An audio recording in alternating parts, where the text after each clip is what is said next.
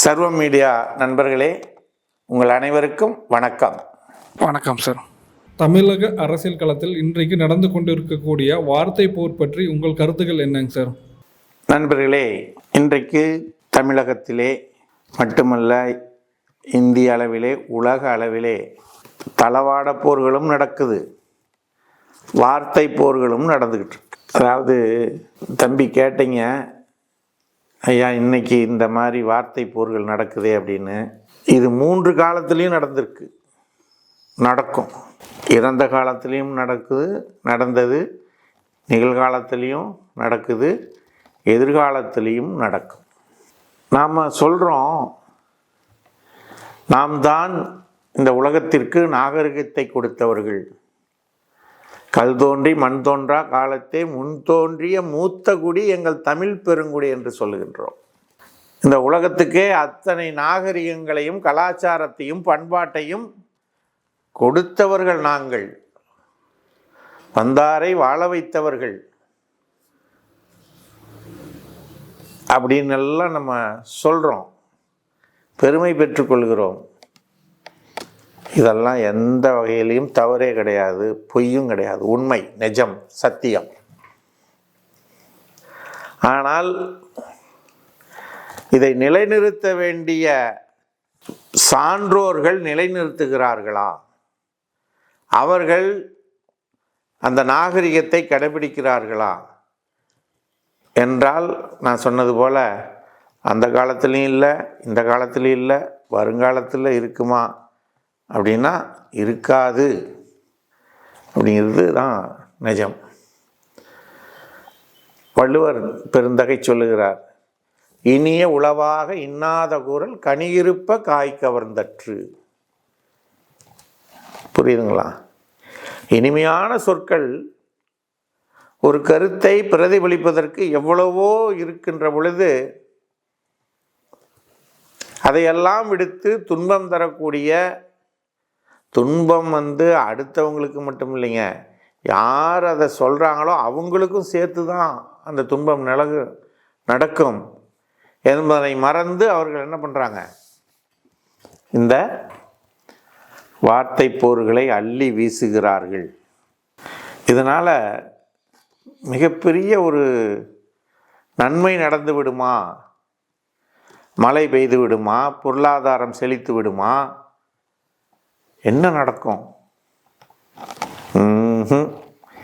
எதுவும் நடக்காது. வீணான வம்பு வழக்குகள் தான் சேரும். வள்ளுவன் அழகான இன்னொரு குறள் சொல்லுகிறான். என்ன தெரியுங்களா? எல்லாம் தெரிஞ்சது தான். யாகாவா ராயினும் நாகாக்க காவாக்கால் சோகாப்பர் சொல்லிழுக்குப்பட்டு.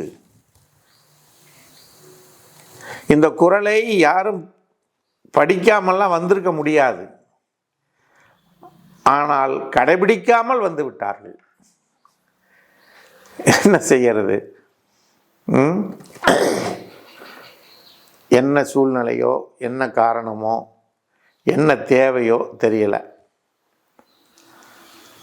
ஆனால் ஒன்றை புரிந்து கொள்ளுங்கள், விஞ்ஞானத்திலே நியூட்டன்ஸ் கண்டுபிடித்த 3 தியரிகளிலே 3வது தியரி ஒன்று உண்டு. என்ன தெரியுமா? Each and every action there is an equal and opposite reaction. எந்த ஒரு வினைக்கும் அதற்கு நேர்மாறான எதிர்வினை உண்டு என்று சொல்லுகிறார். நீங்கள் ஒரு பந்தை எடுத்து அடிச்சிங்கன்னா அது திருப்பி உங்களை நேரடியாக தாக்கும். இதுதான் நியூட்டன்ஸ் தேர்ட் லா. அந்த 3வது தியரியை நாம் நினைவில் கொள்ள வேண்டும்.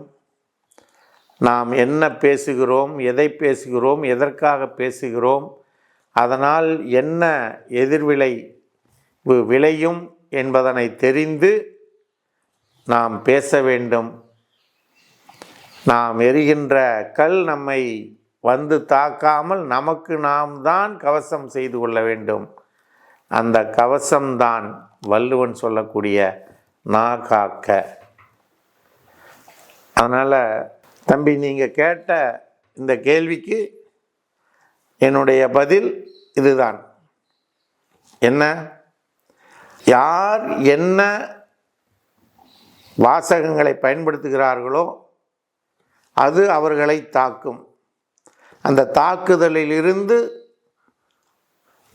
யார் தங்களை தற்காத்து கொள்ள வேண்டும் என்று நினைக்கிறார்களோ, அந்த தாக்குதல் அவர்களை தாக்கக்கூடாது என்று நினைக்கிறார்களோ, அவர்களுக்கான கவசம் அவர்களுக்குள்ளேயே தான் இருக்கிறது. அந்த கவசம்தான் காக்க என்ற அந்த கவசம்.